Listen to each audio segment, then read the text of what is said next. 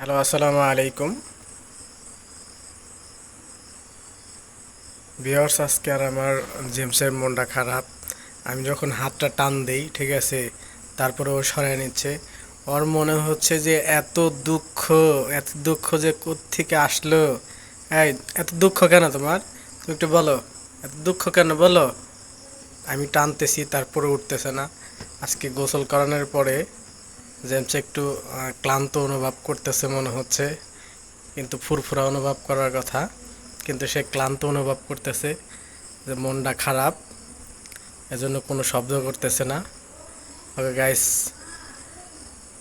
মনে হচ্ছে যে গরমের কারণে এরকম হয়, তাহলে ভয় পাবেন না, ভয় পাওয়ার কোনো কিছুই নাই।